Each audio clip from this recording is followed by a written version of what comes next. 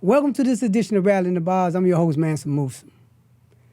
According to the Department of Housing and Urban Development report, 653,140 people are homeless. Bottom line, sleeping on the streets. Nearly 327,000 people in the United States live in transition housing. They live in situations where at any given moment they're joined to 653,140 without having a place to stay. What do this say about the United States of America? What do this say about the world when we have a situation where people don't have a place to stay for no other reason than they can't afford to live in certain environments because of the cost of living? Here joining me to talk about a recent Supreme Court decision, but more importantly, his work in trying to eradicate homelessness and trying to elevate people's consciousness about the sense of humanity we should have about people that don't have a place to stay. Joining me today is Jeff Singer. Welcome, Jeff. Thank you so much, man. Hey, Jeff, tell our audience a little bit about yourself. I've been working on homelessness, poverty, racism for a very long time, since about 1965. And a lot of that time in Baltimore and some of that time in Washington, D.C. And there's a lot of work to do. I especially liked what you said about changing people's consciousness, because we certainly need to do that. Right, and we was talking off camera. I was talking about Miss Snyder. And for the benefit of our audience that don't know, Miss Snyder was also probably one of your compadres in this fight in terms of like combating homelessness, but more importantly, raising people's awareness and educating people on the need to have a sense of humanity about people that don't have a place to stay. And I was talking, was in a meeting where a guy that he mentored told the story, said that when Miss Snyder, because the population became so bad, people didn't have a place to stay, that he was involved with all the homeless encampments. And he just one day said, look, we got to find a place to stay. And they went down there and took former Federal City College, which is UDC now, and took it and made that a place where they call it Second and D now. And the irony is, we talking about something that happened almost 40 years ago, and Second and D hasn't gotten better. Second D is just a transition place where people don't have no place to stay come. And that wasn't the intent of Mitch, or that's never been your intent. The intent has, from our understanding, has always been to get people in permanent housing, to try and get people to get up, to have that dignity, to have their own. Okay, so let's talk about the Supreme Court recently came out with a case that said, and I think it started in Oregon, and it said basically that homeless organization or advocacy organization filed a suit saying it was a violation of the Eighth Amendment, which is cruel and unusual punishment, for the benefit of our audience. There's cruel and unusual punishment to have people living in the streets, to have people living in the streets during the winter, to have people living in the streets during 110 climate, to have people living in the street doing all the elements. It was cruel and unusual punishment to have people not have food, not have adequate clothing as a result of living in the street. Walk us through this case and what this case means in terms of how this country has started to criminalize poverty. Well, we hardly have time for a full exploration of that, but to be relatively brief, in 2018, there was a court case in the Northwest, the Martin versus Boise case, which ruled that if people couldn't find a place to sleep that wasn't outside, that it was a violation of the Eighth Amendment to criminalize them, to put them in jail, or to fine them. And that case changed a lot of the policies that cities were using to punish people who had nowhere to live. Mm-hmm. Well, the cities didn't like that, so they found other means to get people experiencing homelessness out of sight, to hide them. Mm-hmm. And in this small place called Grants Pass, Oregon, the city was arresting people for sleeping outside and using a blanket or a pillow. They made that illegal for people who had nowhere to live and nowhere else to sleep. Well, some of the folks who were arrested decided they got some lawyers and they appealed that. It didn't make sense Right. to punish people who had nowhere to live for sleeping outside, right? Well, the federal district court agreed, oddly enough, with the folks who thought it was wrong for them to be arrested because they had nowhere to live. And the city of Grants Pass then appealed that ruling to the Supreme Court on April 22nd of 2024, this year. The Supreme Court heard the arguments about whether or not it is cruel and unusual punishment to jail or fine people who have nowhere to go because they're sleeping on the street.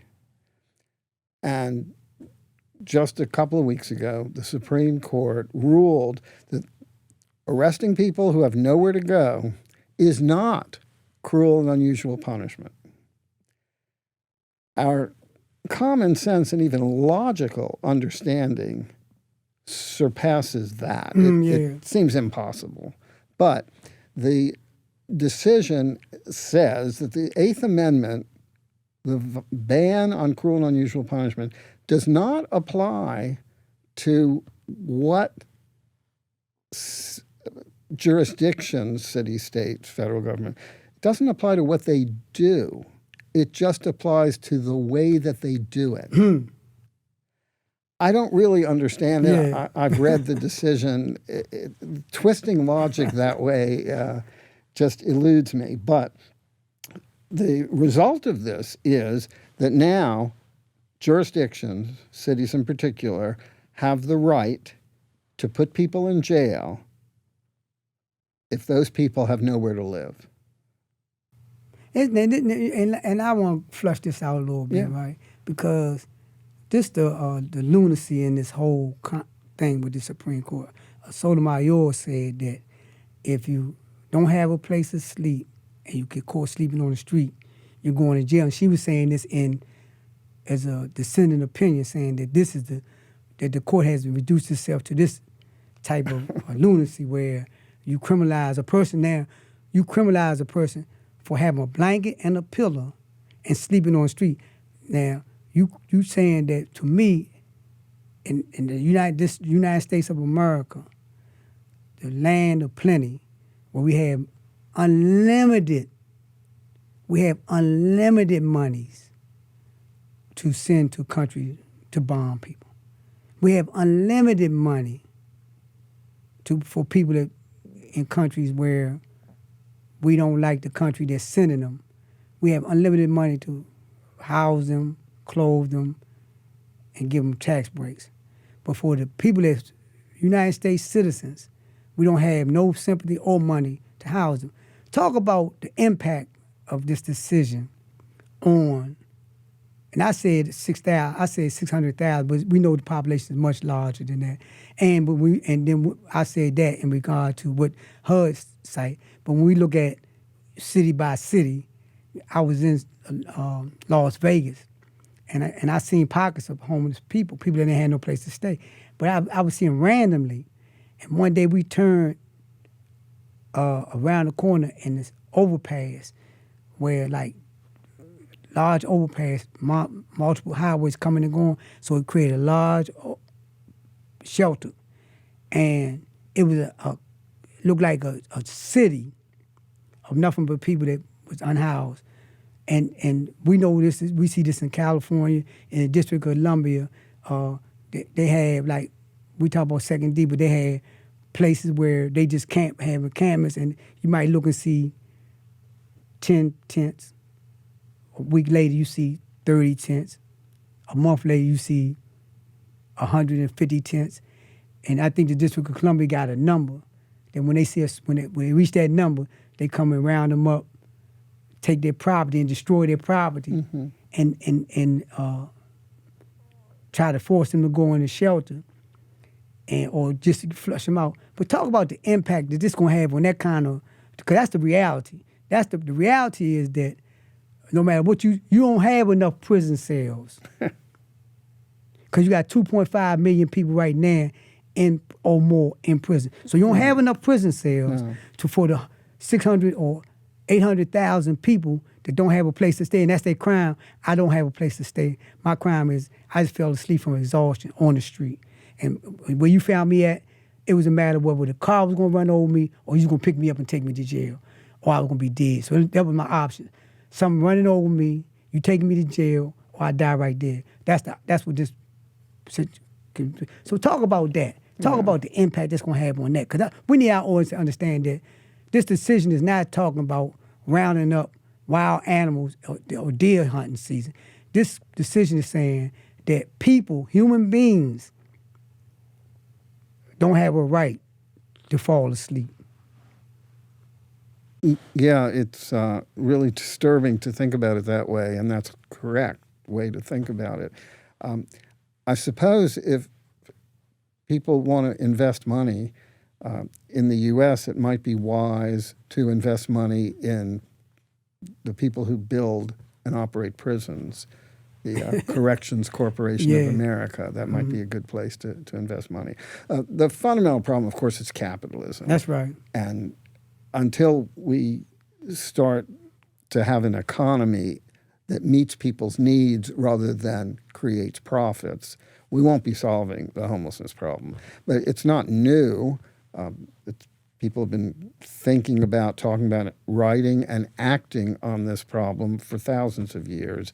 In the United States, which isn't thousands of years old, of course, we've had waves of homelessness after every war. After the Civil War, there were thousands and thousands of people who wandered around the country looking for a place to live because they couldn't find one. Thousands. After World War I, most people remember hearing about hobos. Right, right. Hobos were just people who had been displaced by the war and had nowhere to go. They rode railroad trains looking for a place to stay. Right. They created encampments, hobo jungles they were called at the time. And then during the Great Depression, of course, millions of people were homeless, again, because capitalism couldn't work well at that point. And there was homelessness everywhere. In Baltimore, 20,000 people gathered in front of City Hall in 1933 during the Great Depression, demanding a place to live. And there's pictures of this. There's good historical exploration of it. In fact, at that time, 2 encampments were created in South Baltimore toward Glen Burnie. Right. And why were there 2? Well, there was one for white people and one for African American people. They were segregated. Segregated homeless camps. Yeah. And the white one, the people there were given places to live. In the African American one, they weren't. They had to build their own shelter. They even built a little golf course. And, so that's the Great Depression. That housing problem was solved, by the way, by the creation of public housing.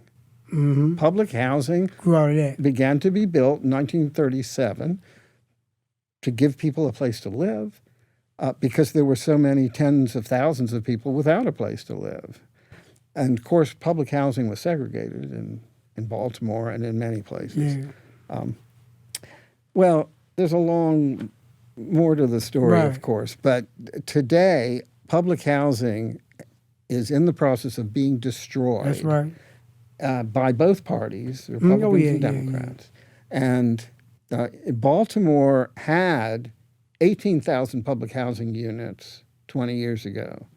And today, Baltimore has about 5,000 public housing units. They've given them away to corporations and to some nonprofits. They've taken away the rights of the people who lived in public housing.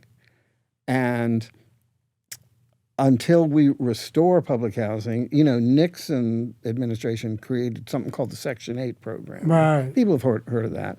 Well, it was the privatization of public housing and the creation of profits for the people who owned the buildings, right? Right, because in D.C. they call it a voucher system. Yes. Right, yes. but your analysis is correct as to who profit from the voucher system. Right.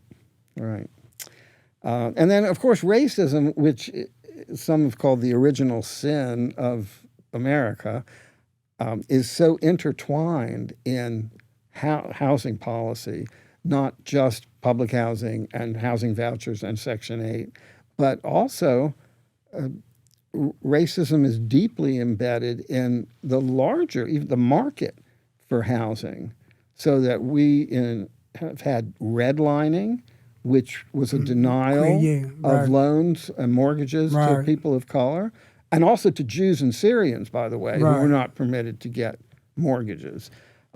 We had restrictive covenants, and I've seen some of these documents, like I've seen the one from Northwood, which is part of Northeast Baltimore, and when you buy a house there, and it may still be in the mortgage, you have to agree not to sell that house to a person of color.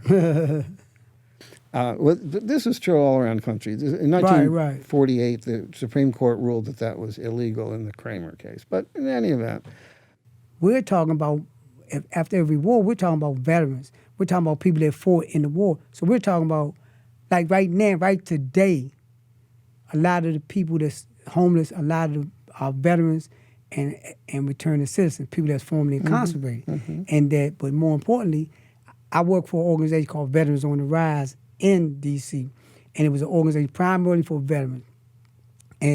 But it got created by a veteran that was homeless, and started advocating that this ain't right. We fought for this country. Why shouldn't we have a place to stay when we come back to this country? We're being treated like refugees when we return to this country. So that's not a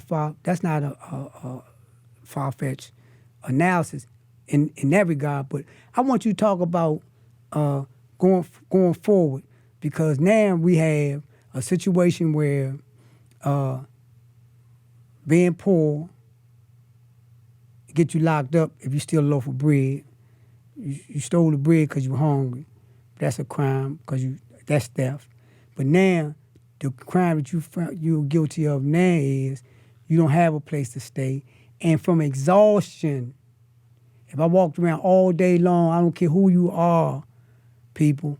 I don't care who. This is only in the movies when somebody walk across the desert and fall out when they get to the town.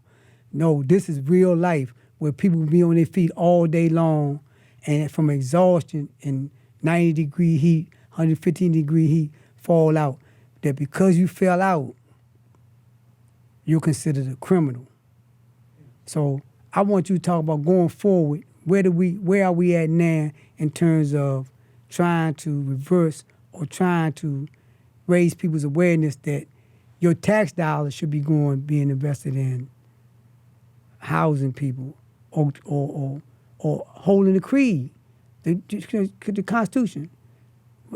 All men are created equal and have unalienable rights to life, liberty, and pursuit of happiness. It's not my life worthy enough for me to have a place to stay? Is not my happiness worthy enough for me to pursue having a place to stay? Talk about that, Jeff.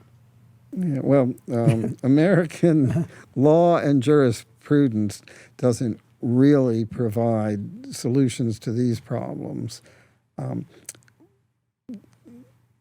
As long as capitalism is the fundamental principle of American society and political economy, as long as that's the case, we're not going to solve these problems. But it doesn't mean that we shouldn't try. It means we should try. Right. And we should understand how all of these issues are interrelated. There's so much to do. Lately, the Supreme Court has been an important force of making things worse. And they use torture logic like cruel and unusual punishment doesn't mean getting sent to jail because you have nowhere to live. No, it just would mean that if they sent you to jail and purposefully embarrassed you while they did that, then that would be cruel and unusual punishment. So this makes no sense. Right. It also, the Supreme Court has ruled that the president can do anything that he wants to do, and if he's the president, then it's legal. Right. There have been many sorts of rulings that are laughable from a logical perspective, but that's not what all this is about. What it's about is there's a small group of people, we call them the ruling class, who make the rules. And the laws are designed to uphold the rules that they make. So the Constitution be damned, I suppose. And I like to echo this point. I think we're speaking off camera. And I was saying the crisis is not the lack of home. The crisis is not unemployment is not the crisis. Poverty is not the crisis. The crisis is that we let 1% of the people control the country. The crisis is in the thinking of them. That is a crisis in morality. It's a crisis in humanity. That's what the crisis. You got more than enough money, more than enough wealth to get. I remember I heard somewhere where they said like the $48 billion they gave to fund the wars abroad could end homelessness in the country. Right. And we're in a political climate right now. As we speak, the Republicans are having their convention today. On their platform is not going to be, make America great by giving people a place to live, or something to eat, some shelter. Making America great is making corporate more wealthy. And the more wealthy corporation get, the more money they're going to want. So, but at the end of the day, Jeff, what are you doing right now? What are some of the works that you're doing right now in terms of working around with this population and helping people understand the need to look at them with some dignity? Well, that's a wonderful question. And the most important work that all of us can do now is to study and learn and teach. And teaching, by profession, I guess, I'm a teacher. I'm a professor at the University of Maryland in the Graduate School of Social Work. So some of the work I do is trying to raise up new social workers to understand that social work isn't just about helping individuals. It's about a dialectic between service and advocacy. And all social workers should not only be provided services to people who are experiencing homelessness, domestic violence, child abuse. These are all important issues, but they don't get solved one person at a time. They only get solved by people acting together, mobilizing and organizing. So, in fact, I'm teaching a class right now called Communities and Organizations. So that's part of what I do. And then I do help a lot of people individually. I mean, it's just something I've done for the last 50 years or so. And it's important, but it doesn't solve the problems in a structural way. Right. So helping people gain a structural analysis of how capitalism actually works and how we can change it, that's as important as anything we can do. Right, because I think as it stands now, at the rate that we're going, you spoke on this, the Supreme Court has constantly coming out with rulings that solidify capitalist control, that solidify fascism, that solidifies the imperialist thinking, the courts is coming out on all levels. The lower courts and the higher court is one bookend, locking it in.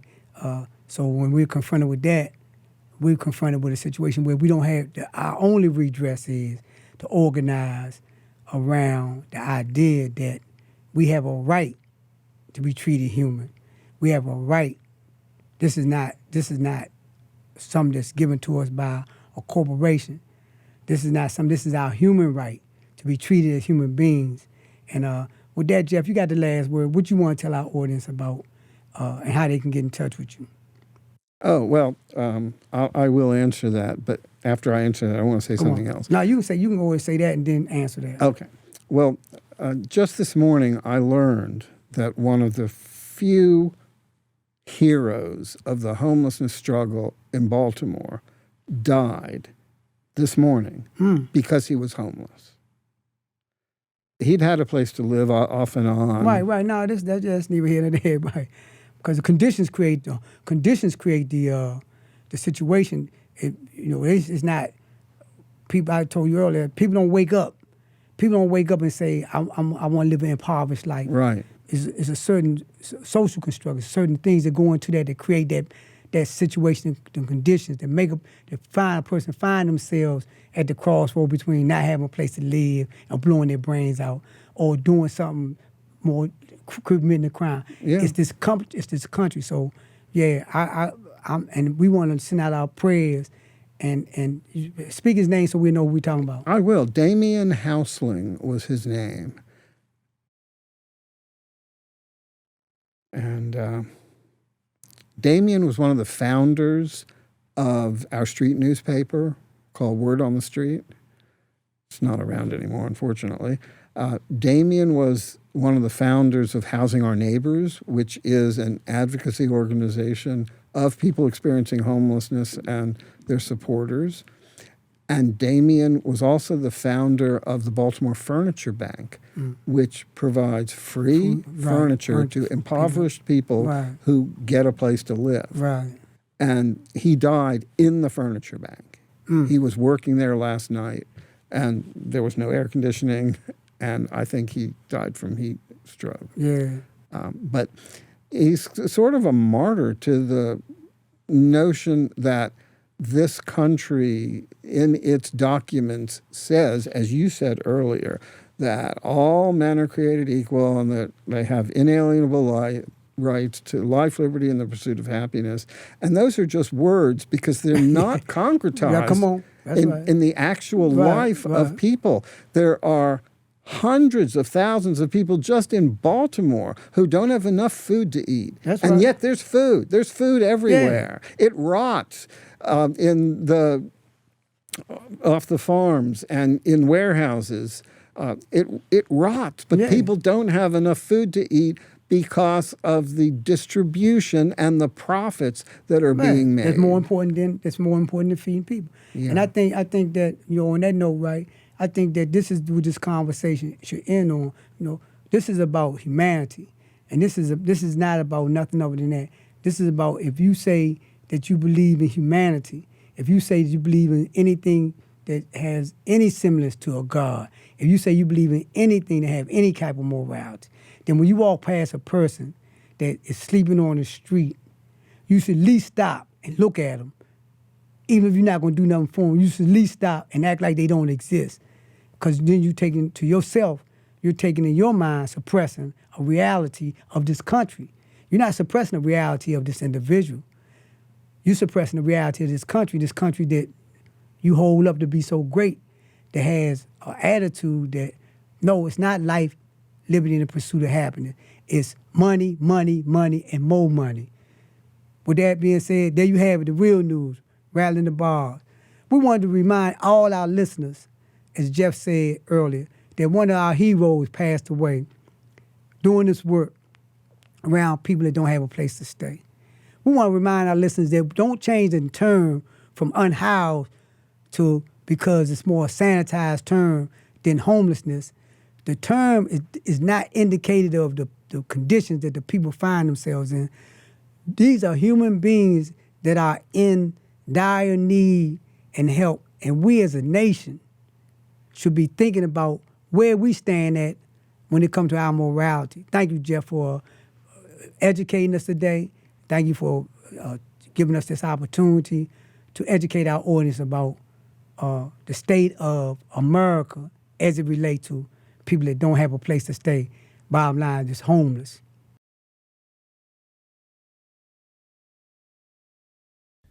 Thank you so much for watching the Real News Network, where we lift up the voices, stories, and struggles that you care about most.